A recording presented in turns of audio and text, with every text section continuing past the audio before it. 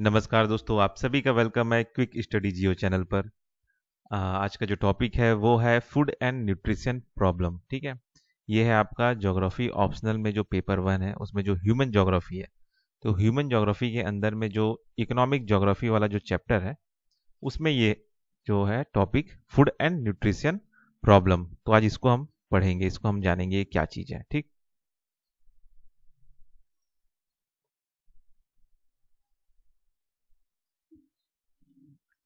Food and nutrition problem. ठीक है, food and nutrition problems refer to the challenges that individual and communities face in accessing safe and nutritious food। ठीक है, food and nutrition problem का मतलब ये होता है कि वो चैलेंजेस को ये रिफर कर रहा है कि कोई एक इंडिविजुअल या कोई कम्युनिटी जिन्हें अच्छा खाना या न्यूट्रिशियस फूड नहीं मिल रहा है। ठीक है, है ना, उस प्रॉब्लम को ये क्या बोलते हैं, रिफर करता है। ठीक है, these challenges can result from a range of factors including poverty, environmental degradation and social inequality। ठीक है, तो ये जो भी challenges आते हैं ये फूड और न्यूट्रिशन प्रॉब्लम में, इसके पीछे कई सारे फैक्टर होते हैं। ठीक है, उनमें से क्या क्या फैक्टर हो सकते हैं, जैसे पॉवर्टी हो गया, एनवायरमेंटल डिग्रेडेशन हो गया और सोशल इनइक्वलिटी हो गया। ठीक, understanding the root cause of food and nutrition problems is critical for promoting sustainable and equitable food system. ठीक है, मतलब यहाँ पे ये कहा जा रहा है कि अगर ये जो फूड और न्यूट्रिशन का जो प्रॉब्लम है उसके रूट कॉज को अगर समझना है तो ये बहुत ही मुश्किल है। कब तक, जब तक हम ये सस्टेनेबल और इक्विटेबल फूड सिस्टम को जब तक हम प्रमोट नहीं करते। ठीक है, या उसको हम अंडरस्टैंड नहीं करते। ठीक, अब जानते हैं मीनिंग और history of food and nutrition problem को लेके क्या है। ठीक है, इसका इतिहास क्या है, इसको लेके और क्या क्या मीनिंग है उसको समझते हैं।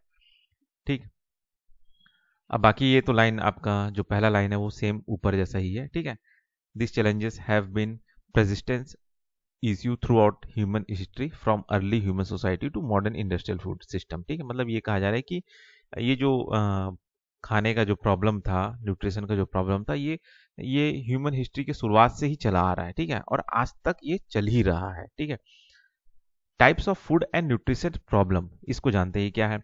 तो क्या क्या टाइप्स के फूड और न्यूट्रिशन प्रॉब्लम्स आते हैं। ठीक है, तो पहला है आपका food insecurity. Food insecurity refers to the lack of access to sufficient safe and nutritious food for an active and healthy life. ठीक है, फूड इनसिक्योरिटी का मतलब ये होता है कि भाई खाने का क्या बोलते हैं, सफिशिएंट ना होना। ठीक है, कमी होना। ठीक है, सेफ ना होना और साथ ही साथ वो न्यूट्रिशियस फूड ना होना। ठीक है, जिससे एक इंसान एक्टिव और हेल्दी लाइफ जी सके। तो ठीक है, तो इसे हम कहते हैं फूड इनसिक्योरिटी। ठीक है, तो पहला प्रॉब्लम ये है।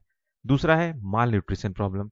माल न्यूट्रिशन का मतलब क्या होता है, malnutrition refers to the lack of essential nutrients including protein, vitamin, minerals in the diet resulting in stunt growth, weakened immune system and other health problem. मतलब ये कहा जा रहा है कि माल न्यूट्रिशन का मतलब ये होता है कि न्यूट्रिएंट्स का कमी, प्रोटीन का कमी होना, विटामिन का कमी होना और मिनरल्स का कमी होना। इसके वजह से क्या होता है कि हाइट का ग्रो होना रुक जाना। ठीक है, हेल्थ ना आना।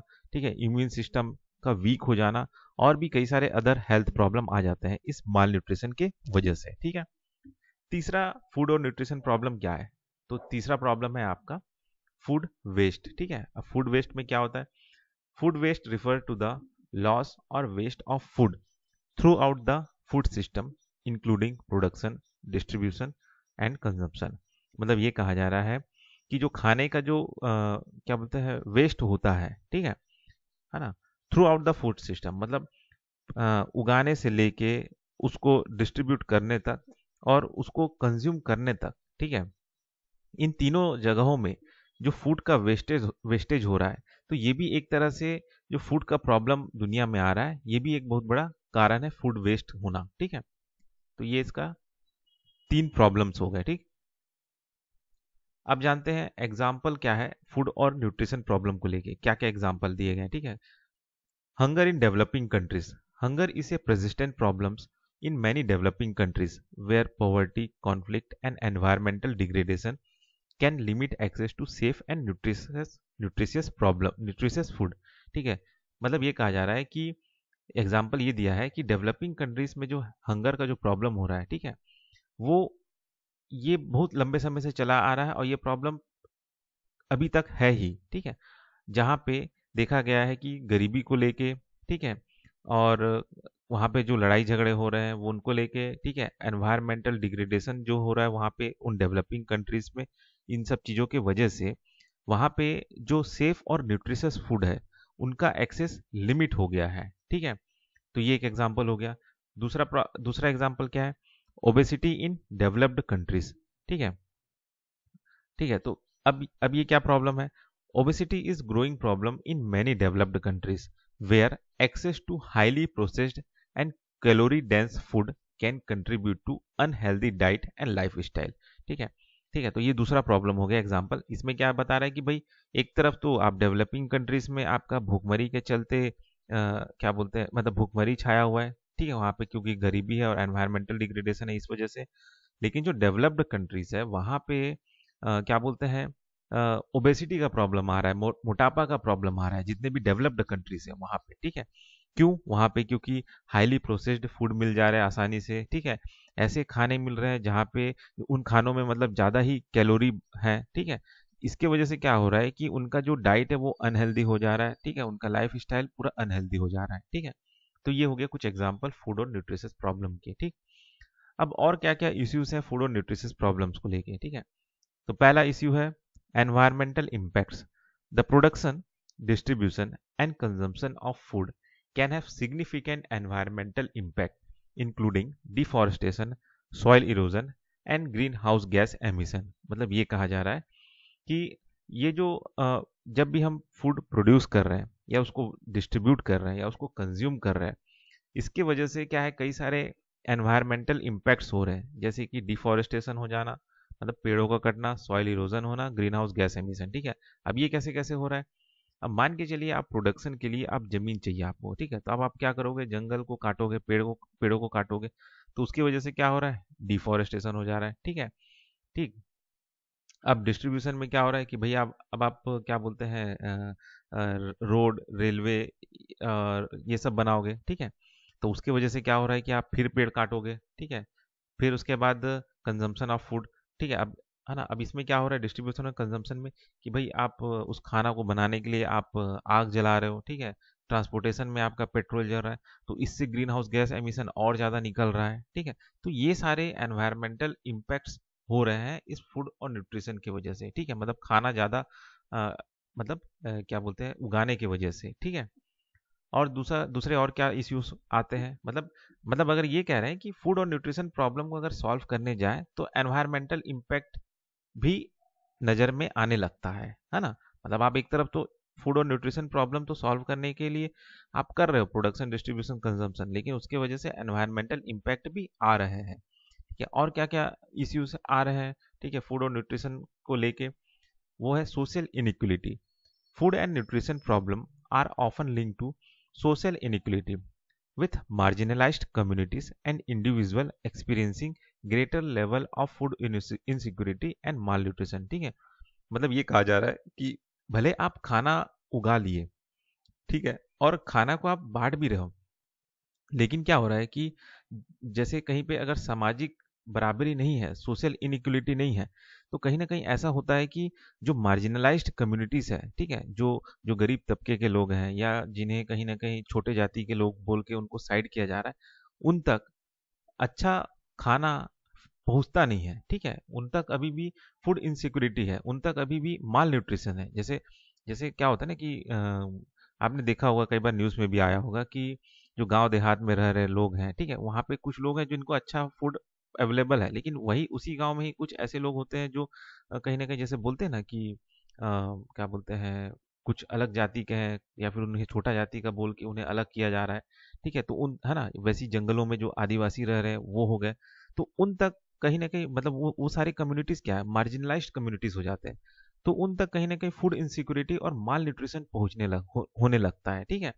तो ये सोशल इनइक्वलिटी भी एक बहुत बड़ा प्रॉब्लम है, ठीक है। मतलब आप खाना तो उगा लिए, लेकिन उन उन उस मार्जिनलाइज्ड कम्युनिटीज तक उसको पहुंचाना, वो भी एक बहुत बड़ा क्या बोलते हैं काम है, ठीक है। और वो कहीं ना कहीं रुकावट लाता है, किसकी वजह से? ये सोशल इनइक्वलिटी की वजह से, ठीक है। क्योंकि वही होता है ना कि एक साथ बैठ के नहीं खाना, या हम जो खा रहे हैं वो वैसा नहीं खाएंगे, उससे थोड़ा खाएंगे, या बेकार वाला उनको दो, इस तरह का वो सब चलता है। तो वो चीज एक तरह से सोशल इनइक्वलिटी क्रिएट करता है। तो ये एक प्रॉब्लम हो गया है ना।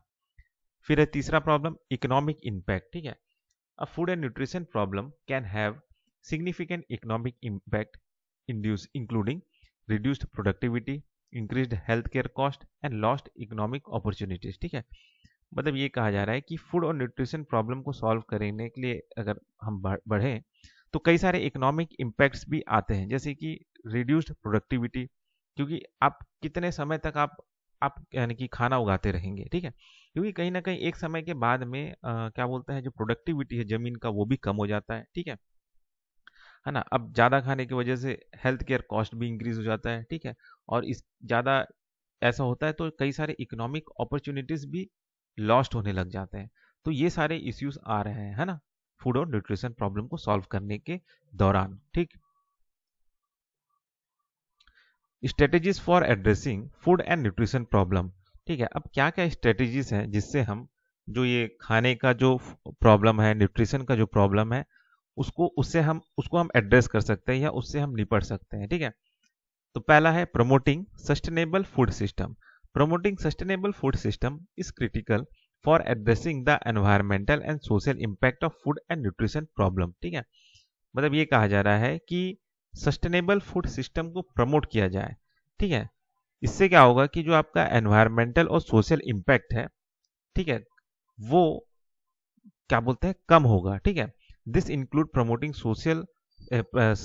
Sustainable farming practice, reducing food waste and supporting local food system. ठीक है, साथ ही साथ देखिए, सस्टेनेबल अगर आप फूड सिस्टम को आप प्रमोट करते हैं तो इससे क्या क्या होता है कि आप ऐसा फार्म प्रैक्टिस करेंगे जो सस्टेनेबल हो। मतलब ऐसा नहीं कि पैदावार बढ़ाने के लिए आपने आज कई सारे हैवी मशीनरी का यूज किया, लेकिन उसमें इतना पेट्रोल डाला कि भाई आपने ग्रीन हाउस गैस इतना बढ़ा दिया कि भाई ग्लोबल वार्मिंग का खतरा हो गया। अब ग्लोबल वार्मिंग होगा तो क्लाइमेट चेंज होगा।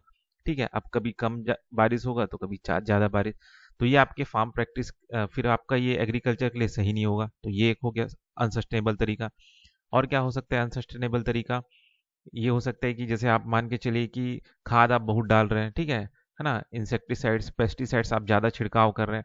अब इससे क्या हो रहा है कि आपके जो ज़मीन है, ठीक है, जिसमें आप फसल बो रहे हैं, फार्मिंग कर रहे हैं, वो अब उतना उपजाऊ नहीं रहा। ठीक है, उसमें जो भी बैक्टीरिया चाहिए था, ठीक है, जो भी है ना, जो क्या बोलते हैं अच्छे बैक्टीरियाज थे जो आपके फार्मिंग को सपोर्ट कर रहे थे, वो भी इस इंसेक्टिसाइड्स और पेस्टिसाइड्स में मर गए। तो ये भी कोई सस्टेनेबल तरीका नहीं है। और अनसस्टेनेबल तरीका क्या हो सकता है कि भाई आपका जो एग्रीकल्चर है, जहाँ पे आप फार्मिंग प्रैक्टिस कर रहे हैं, तो वहाँ का जो क्लाइमेट है, ठीक है, तो जो क्लाइमेट है उस क्लाइमेट के अनुसार आप वहाँ पे वो चीज़ नहीं बो रहे हैं। ठीक है, आप मान के चलिए कि आपका एक तरह से सेमी एरिड रीजन है। ठीक है, मतलब पानी वहाँ ज़्यादा होता नहीं, लेकिन आप वहाँ पे आप ज़्यादा धान लगा रहे हैं। ठीक है, अब चावल उगा रहे हैं। अब चावल उगाने की वजह से क्या हो रहा है कि उसको ज़्यादा पानी चाहिए। तो भैया आप बोर खुदवाओगे, मतलब आप ट्यूबवेल खुदवाओगे। ठीक है, अब वहाँ से ज़्यादा पानी निकलेगा। आप ज़्यादा पानी निकालोगे तो भाई वाटर लेवल कम होगा। ठीक है, फिर उससे क्या होगा कि एक समय के बाद में आपका वाटर लेवल कम हो जाएगा। तो ये भी एक अनसस्टेनेबल तरीका है। और ज़्यादा वाटर लेवल कम होता है तो फिर कहीं ना कहीं ज़्यादा खारा पानी आता है। ठीक है, तो नीचे का जो ना खारापन है वो ऊपर आ जाता है, सॉल्ट। फिर कहीं ना कहीं एक तरह से आपकी ज़मीन में पूरा सॉल्ट का एक लेयर सा बन जाता है। ठीक है, जो कि कहीं ना कहीं फार्मिंग के लिए सही नहीं है। तो ये सारे क्या है, अनसस्टेनेबल तरीके। तो इस तरह का अनसस्टेनेबल तरीके का काम नहीं करना चाहिए। सस्टेनेबल फार्मिंग प्रैक्टिस करिए। ठीक है ना, साथ ही साथ रिड्यूसिंग फूड वेस्टेज, कि भाई जब अब खाना हो गया तो उसको सही ढंग से उसको बनाइए, या उसका ज़्यादा से ज़्यादा हिस्सा को आप फूड सिस्टम में क्या बोलते हैं इंक्लूड करने का, खाने में उसको इंक्लूड करने का कोशिश करिए। ठीक है, सपोर्टिंग लोकल फूड सिस्टम, कि भाई वही कि भाई इस एरिया में क्या चीज़ होता है उसको ज़्यादा से ज़्यादा सपोर्ट करिए। ये नहीं कि बाहर से आप मंगा मंगा के महंगा महंगा खर्च करके आप मंगा रहे हैं। नहीं, आपके क्लाइमेट रीजन में क्या अच्छा हो रहा है, क्या आपके क्लाइमेट सिस्टम को सपोर्ट करता है, क्या लोकल फूड सिस्टम है, उसको आप सपोर्ट करिए। ठीक है, तो ये आपका एक तरह से सस्टेनेबल फूड सिस्टम है। ठीक है, दूसरा क्या है strategy, encouraging healthy eating. Encouraging healthy eating is critical for addressing the health impact of food and nutrition problem. ठीक है, अगर आप अच्छा खाते हैं तो जो हेल्थ इम्पैक्ट होता था, नेगेटिव हेल्थ इम्पैक्ट फूड और न्यूट्रिशन की वजह से, वो क्या बोलते हैं एड्रेस होगा, कम होगा या ठीक होगा या सुधरेगा. This includes promoting access to healthy and nutritious food, educating consumers about healthy eating and supporting healthy food environment. ठीक है, अब मतलब ये वही कह रहा है कि भाई जैसे ही अगर आप ये हेल्दी ईटिंग को प्रमोट करते हैं तो लोग इससे क्या बोलते हैं एजुकेट होते हैं. ठीक है, और वो फिर अच्छा खाना खाते हैं और सपोर्ट करते हैं हेल्दी फूड एनवायरनमेंट को. ठीक है, मतलब वही है कि भाई आप बोलिए कि आप घर में ही खुद उगाने का कोशिश करिए, ऐसे खाने को उगाइए कि भाई जो ऑर्गेनिक हो. ठीक है, ज़्यादा उसमें केमिकल का यूज़ ना हो. ठीक, घर में जो भी क्या बोलते हैं जो भी आप सब्जी वब्जी खा रहे हैं. ठीक है, तो जो काटने के बाद में बच जाते हैं तो उसका आप खुद का जैविक खाद बनाइए, उसका इस्तेमाल करके आप ऑर्गेनिक फूड ग्रो करिए और उसको अपने डाइट में इस्तेमाल करिए. तो एक तरह से ये सस्टेनेबल तरीका भी हो जाएगा और आपको एक हेल्दी ईटिंग और हेल्दी फूड एनवायरनमेंट भी मिल जाएगा. ठीक है, तो ये हो गया आपका एनकरेजिंग हेल्दी फूड ईटिंग. ठीक है, और तीसरा स्ट्रेटेजी क्या है, addressing social inequality. Addressing social inequality is critical for addressing the root cause of food and nutrition problem. This including promoting policies that support vulnerable communities and individuals, reducing food deserts, and promoting access to resources such as education, healthcare, and social services. ठीक है, मतलब ये कहा जा रहा है कि social inequality को खत्म किया जाए. ठीक है, मतलब ये जो फूड और न्यूट्रिशन प्रॉब्लम, तो चलो आप खाना तो उगा लिए, लेकिन आज भी कई तबकों तक ये जो खाना है वो पहुंच नहीं रहा है. तो उसको आप खत्म करिए. कैसे? ऐसे पॉलिसीज बनाइए जो उस वल्नरेबल कम्युनिटीज या वल्नरेबल जो इंडिविजुअल है उस तक एक अच्छा खाना, न्यूट्रिशियस खाना पहुंच सके. ठीक है, साथ ही साथ उनको एजुकेट करने का काम करिए, अच्छा हेल्थ केयर प्रोवाइड करिए, सोशल सर्विस प्रोवाइड करिए. ठीक है, तो इससे आप उनके जो फूड और न्यूट्रिशन प्रॉब्लम है उस चीज को आप हल कर सकेंगे. ठीक है, तो उसके लिए आपको क्या करना पड़ेगा, सोशल इनइक्वलिटी को खत्म करना होगा, उसको सुधारना होगा, उसको लाना होगा. ठीक है, ये चीज कहा जा रहा है.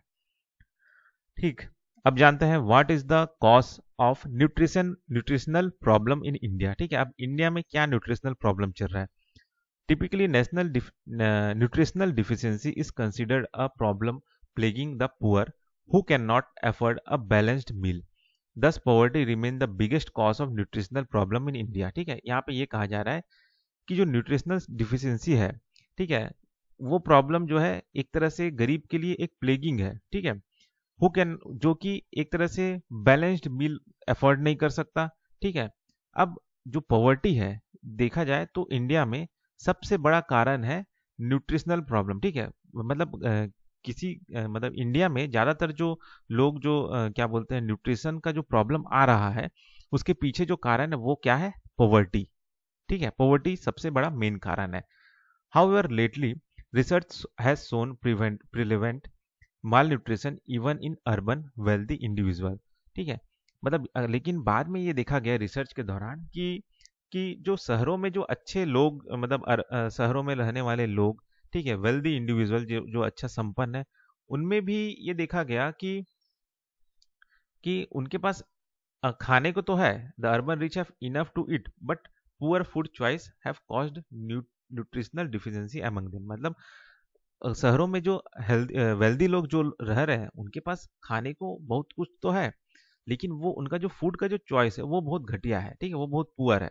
इसके वजह से उनमें न्यूट्रिशनल डिफिशियंसी आ रहा है. ठीक है, the influence of the Western diet has led to people consuming more fat, refined carbohydrate, and sugar that only provide empty calories without any sustainable nutrition. ठीक है, मतलब ये कहा जा रहा है कि हम शहरों में रह के खाना अच्छा तो मिल रहा है, लेकिन हमारा जो फूड को चुनने का जो काम है वो बहुत घटिया है, जिसकी वजह से हमारे अंदर न्यूट्रिशनल प्रॉब्लम आ रहे हैं. ठीक है, और इसके पीछे जो कारण है वो है वेस्टर्न डाइट. ठीक है, हम जो विदेशी जो कल्चर है उसको देख के हम प्रभावित हो रहे हैं. ठीक है, और हम ऐसे खाना खा रहे हैं जिससे हमें ज़्यादा फैट, ज़्यादा कैलोरीज मिल रहे हैं. ठीक है, है ना, जिस है ना, और रिफाइंड आपको कार्बोहाइड्रेट मिल रहे हैं, ज़्यादा शुगर मिल रहे हैं, ठीक है, जो कि एक तरह से एम्प्टी कैलोरी है, है ना, मतलब ऐसा कैलोरी जिसमें कुछ नहीं है, सिर्फ कैलोरी बस है, और न्यूट्रिशन कुछ नहीं है, बिल्कुल कोई न्यूट्रिशन नहीं है, ठीक है, ये कहा जा रहा है।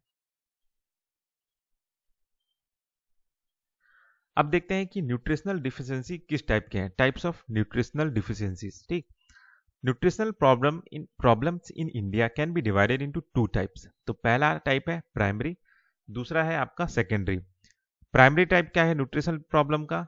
This type of deficiency is caused by an imbalanced diet and improper food intake.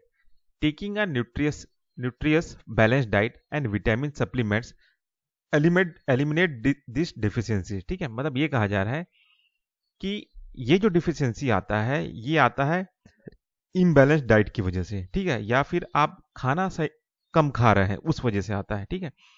और ये जो चीज़ है, अगर आप न्यूट्रिशियस और बैलेंस डाइट और विटामिन सप्लीमेंट अगर आप लेते हैं, तो ये जो प्राइमरी डिफिशियंसी है इसे आप खत्म कर सकते हैं, ठीक है। सेकेंडरी डिफिशियंसी क्या है? Secondary nutritional deficiency can occur because of some type of underlying medical causes, for example lactose intolerance, celiac disease, etc. Unless and until the underlying disorder is treated, secondary nutritional deficiency will linger, ठीक है। ये linger का मतलब क्या होता है ये पता नहीं यार, शायद ये खत्म हो जाता होगा, ऐसा कुछ होगा, है ना। तो मतलब ये कहा जा रहा है कि जो सेकेंडरी न्यूट्रिशनल डिफिशियंसी है, ये एक तरह का मेडिकल कॉज है, ठीक है। जैसे कि लैक्टोज इंटॉलरेंस, मतलब जैसे दूध आप पचा नहीं पा रहे हो, सीलियक डिसीज हो गया, ठीक है, ये सब चीज कहा जा रहा है। तो ये सारे आपके कौन से डिफिशियंसीज है? सेकेंडरी डिफिशियंसीज, ठीक। अब जानते हैं कि सिम्टम्स क्या है न्यूट्रिशनल डिफिशियंसीज के, ठीक है, कि मतलब जब हम न्यूट्रिशनल डिफिशियंसीज जब होता है तो क्या क्या चीज सिम्टम्स आपको आपके शरीर में नजर आते हैं, ठीक है। तो पहला है आपका वीकनेस, ठीक, poor concentration, reduce appetite, light headedness, fatigue, depression, hair loss, constipation, irritability, weight loss, increased susceptibility to infection, ठीक है, loss of muscle mass, slow recovery from illness, palpitation, pale skin, ठीक है। तो ये सारे प्रॉब्लम्स, ये सारे आपको क्या बोलते हैं सिम्टम्स आपको नजर आएंगे जब आपका न्यूट्रिशनल डिफिशियंसीज होगा तो, ठीक है। Most common nutritional problem in India, ठीक है। अब ये क्या, कौन से, अब जितना भी मैंने यहाँ पे आपको बताया उसमें से ऐसा कौन सा प्रॉब्लम है जो कि मोस्ट कॉमन है, ठीक है, इंडिया में। तो पहला है आपका विटामिन डी डिफिशियंसी, ठीक है। अब ये क्यों होता है, क्या कारण है इसका, ये जानते हैं। An important nutritional nutrient for maintaining bone health, ठीक है, ये बोन हेल्थ के लिए सबसे ज्यादा जरूरी है।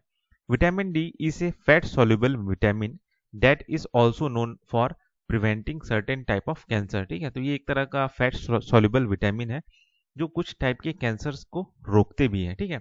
It maintains normal calcium and phosphate levels and helps in muscle contraction, nerve signalling and cell functions, ठीक है। मतलब ये क्या करता है कि जो आपका कैल्शियम और फॉस्फेट का जो लेवल है उसको नॉर्मल करता है, उसको मेंटेन करता है, ठीक है।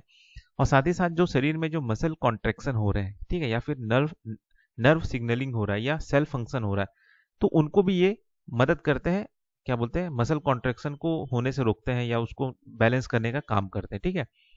A deficiency of vitamin D can lead to osteoporosis, repeated fractures and bones and muscles weakness. It can also lead to severe medical condition, ठीक है, सच एस ये सब चीज, ठीक है। तो मतलब ये कहा जा रहा है कि विटामिन डी का अगर कमी होगा तो आपका क्या बोलते हैं फ्रैक्चर होने का ज्यादा चांस होगा बोन में, ठीक है। आपका जो मसल्स है वो वीक होगा, ठीक है, ठीक है। और इसकी कमी से और क्या क्या मेडिकल कंडीशन आ सकते हैं, जैसे आपका डायबिटीज हो गया, हाइपरटेंशन हो गया, कैंसर हो गया, मल्टीपल सिरोसिस, स्क्लेरोसिस, ठीक है, ये होगा। देखिए थोड़ा सा प्रोनाउंसिएशन गलत हो रहा है तो थोड़ा देख लीजिएगा, है ना, स्पेलिंग यहाँ पे देख लीजिए, SCLEROSIS, स्क्लेरोसिस, ठीक है। In children in children children it can cause a rare severe disease called rickets, ठीक है, तो ये भी होता है, ठीक। मतलब हड्डियों का कमजोर होना, रिकेट्स, ठीक। ये सब प्रॉब्लम आता है विटामिन डी के कमी की वजह से, ठीक। अब देखते हैं विटामिन ए के डिफिशियंसी से क्या क्या होता है। Vitamin A is essential for healthy vision, metabolism and cell development, ठीक है। तो इन सब चीजों के लिए जरूरी है आपका vitamin A. It also keeps the lining of your intestine and urinary intact for proper tract in proper shape, ठीक है। मतलब जो इंटेस्टाइन और यूरिनरी ट्रैक्ट है, उनके जो लाइनिंग है उसको भी ये मेंटेन करके रखता है प्रॉपर शेप में, ठीक है।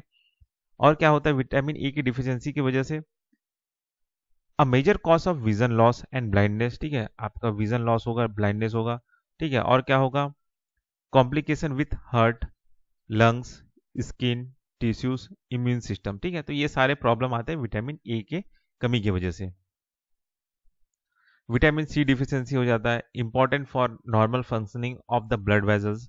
Vitamin C is essential for absorption of iron in body, ठीक है। आयरन को एब्जॉर्ब करने का भी काम आता है, ठीक है।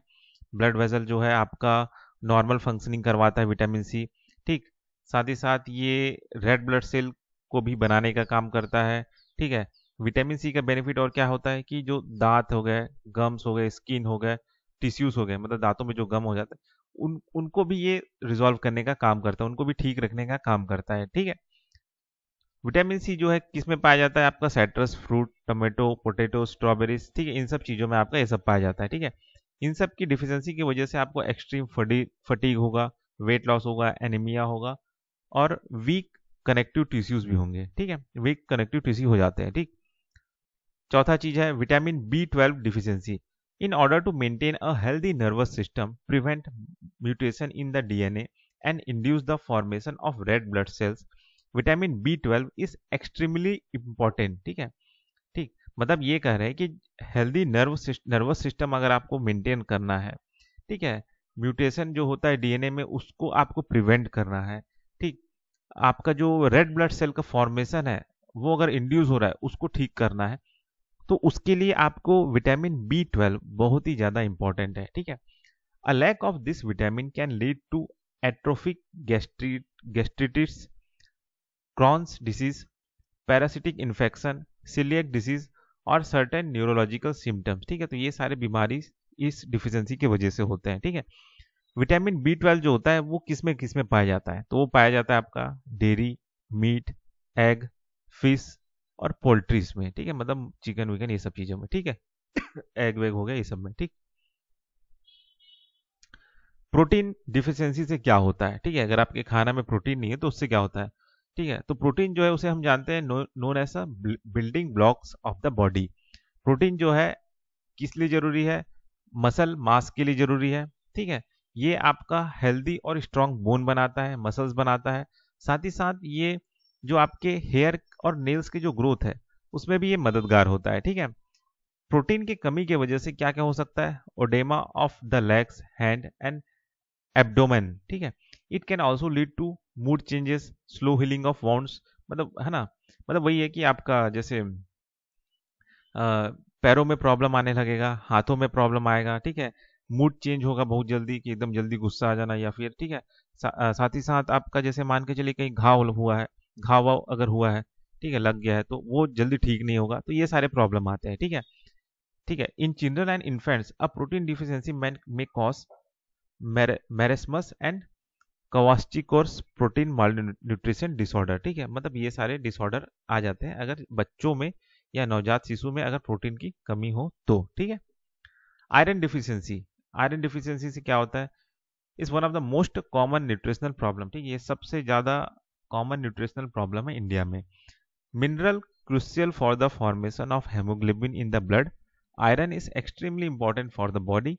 It's deficiency result in iron deficiency, anaemia, fatigue, paleness and shortage of breath, ठीक है। मतलब ये कहा जा रहा है कि ये जो हेमोग्लोबिन होता है ब्लड में उसके फॉर्मेशन के लिए ये मिनरल्स का जरूरी है, मतलब आयरन डिफिशियंसी आयरन होना जरूरी है। आयरन जो होता है बॉडी के लिए बहुत ज्यादा इंपॉर्टेंट है, क्यों, क्योंकि अगर ये नहीं रहेगा तो इससे आपका खून का कमी होगा, ठीक है। आप में थकावट आएगा, स्ट्रेस आएगा, ठीक है। आपका जो सांस है वो उसमें आप लंबा सांस नहीं लोगे, छोटा सांस लेने लगोगे, शॉर्टनेस ऑफ ब्रेथ, ठीक है। ये सब चीज आता है, ठीक है। छठवा है आपका फोलेट डिफिशियंसी। जिसे हम जानते हैं विटामिन B9 के नाम से भी। फोलेट जो है क्या क्या इसका काम क्या होता है? जो DNA RNA सिंथेसिस है बॉडी में, उसके लिए ये सबसे ज़्यादा जरूरी है विटामिन B9।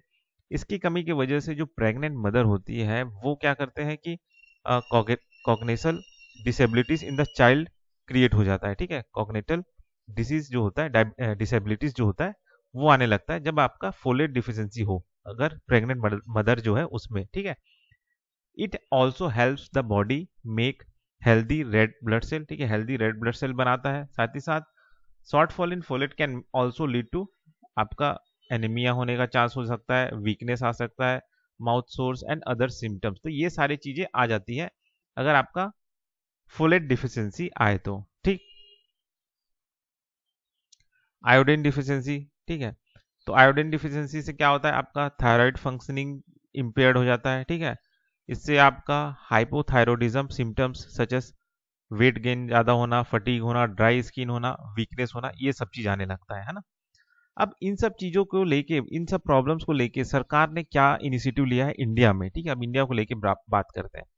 ठीक है, तो क्या है चीज़ है, तो पहला चीज़ है माल न्यूट्रिशन जो है प्राइम कंसर्न है पब्लिक हेल्थ में। ठीक है, देश का जो पब्लिक हेल्थ है उसमें ये सबसे पहला प्राइम कंसर्न है माल न्यूट्रिशन। गवर्नमेंट हैज़ टेकन कई सारे स्टेप लिए हैं जिससे न्यूट्रिशनल प्रॉब्लम जो है इंडिया में ख़त्म किया जा सके। तो इसको लेके सरकार ने कई सारे प्रोग्राम भी लॉन्च किए थे। ठीक है, तो उनसे उन सब का ये सब नाम है, जैसे आपका national nutritional anaemia prophylaxis programme 1970, weekly iron and folic acidic supplement programme 2013, nutritional prophylaxis phylaxis programme against nutritional blindness due to vitamin A deficiency 1970, national goitre control programme 1962, और फिर है आपका नेशनल न्यूट्रिशन मिशन 2003। तो ये सारे programmes launch किए, और भी कई सारे प्रोग्राम हाल ही में और भी लॉन्च हुए हैं और लॉन्च होते रहेंगे। ठीक है, उनको आप इसमें नोट कर लीजिएगा ताकि वो आप मेंस एग्जाम में मतलब 3-4 प्रोग्राम भी आप लिख देंगे तो भी बहुत है। ठीक है, 2-4 पुराना नाम और 2-4 अभी का नया वाला जो चल रहा है वो चीज़। ठीक है, तो ये भी बहुत है। अब कंक्लूजन क्या है, since independence India has witness the white revolution and green revolution and made immense progress in food production. The government has also launched several schemes to boost the nutritional status of the people. However, millions of citizens still suffer from malnutrition, poverty, ignorance about a balanced diet, Western food influences, etc. are some of the factors contributing the food nutrition problems in India. मतलब ये कहा जा रहा है कि जब से आज़ादी हुआ है तब तब से जैसे आपका वाइट रिवॉल्यूशन हो गया, ग्रीन रिवॉल्यूशन हो गया, इन सब चीज़ों को लाया गया और इनसे सरकार को, देश को बहुत मदद हुआ है। ठीक है, क्योंकि इससे फूड प्रोडक्शन में बहुत ज़्यादा क्या बोलते हैं इमेंस प्रोग्रेस हुआ है। ठीक है, और कई सारे सरकार क्या बोलते हैं स्कीम भी लॉन्च किए जिससे न्यूट्रिशनल स्टेटस जो है लोगों का उसको बढ़ाया जा सके। ठीक है, और साथ ही साथ जो है मिलियंस ऑफ पीपल जो आज सफ़र कर रहे हैं माल न्यूट्रिशन से, उसके पीछे जो कारण है वो है पॉवर्टी और बैलेंस डाइट का इग्नोरेंस होना और वेस्टर्न फूड की तरफ ज़्यादा प्रभावित होना। ठीक है, तो ये जो सारी चीज़ें हैं, ये सारी चीज़ें जो है कहीं ना कहीं जो न्यूट्रिशनल प्रॉब्लम है इंडिया के, उसके फैक्टर्स है। अगर इन सब चीज़ों को हम रिजॉल्व कर दे तो न्यूट्रिशनल प्रॉब्लम इंडिया से खत्म हो जाएगा। ठीक है, तो ये हो गया आपका nutritional problem, food and nutritional problem. ठीक है, तो ये आपका टॉपिक कंप्लीट होता है फूड एंड न्यूट्रिशनल प्रॉब्लम। ठीक, तो बस इस टॉपिक में इतना ही, फिर मिलते हैं नेक्स्ट वीडियो में।